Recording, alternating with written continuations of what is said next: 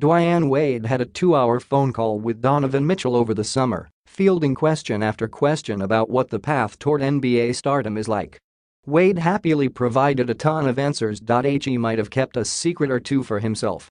Wade drove past Mitchell on Miami's final possession, drew a foul from Rudy Gobert at the rim, and made 2 free throws with 3 seconds remaining to lift the Heat to a 102-100 win over the Utah Jazz on Sunday night, Monday, Manila time, a game where Mitchell's three-pointer at the end hit the rim and bounced away.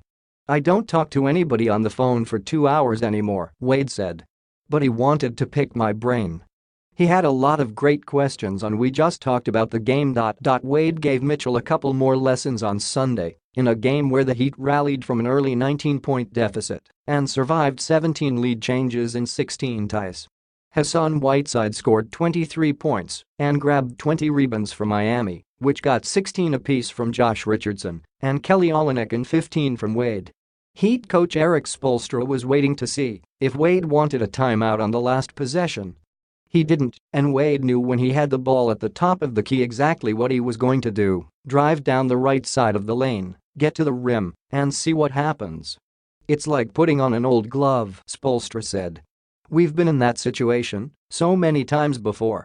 It was very natural for him to read everything. Gobert didn't like the call. "I just want it to be consistent at one point," Gobert said. "Every night is the same stuff." Ricky Rubio led Utah with 23 points. Jay Crowder scored 19 and Mitchell had 18 for the Jazz on 8 for 24 shooting. Afterward, he said going head-to-head with Wade was special. "That was surreal, to be honest," Mitchell said. Gobert had 12 points and 18 rebounds for the Jazz. Wayne Ellington had 12 points, all of them on three-pointers, including one with 2:03 left that gave Miami the lead, and the Heat wouldn't trail again.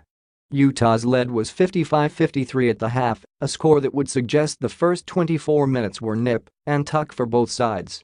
Not exactly. The Jazz ran out to leads of 25 and 35-16, shooting 65%, while holding Miami to 28% and turning the first 6 Heat turnovers of the night into 12 points. And then Utah suddenly went ice cold.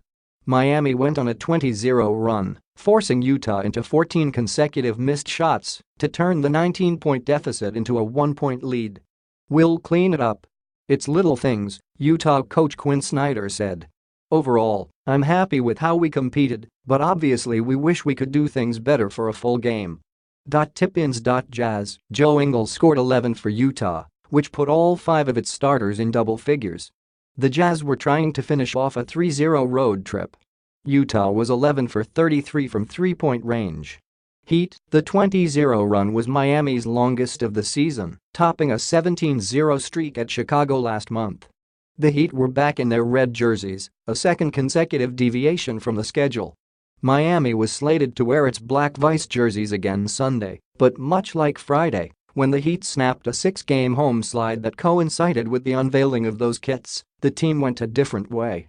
Injury list. Miami's injury list, which already included Goran Dragic, knee, Tyler Johnson, hamstring, Derrick Jones Jr., hamstring, and Dwyane Wade's ankle surgery recovery, got deeper in the first half.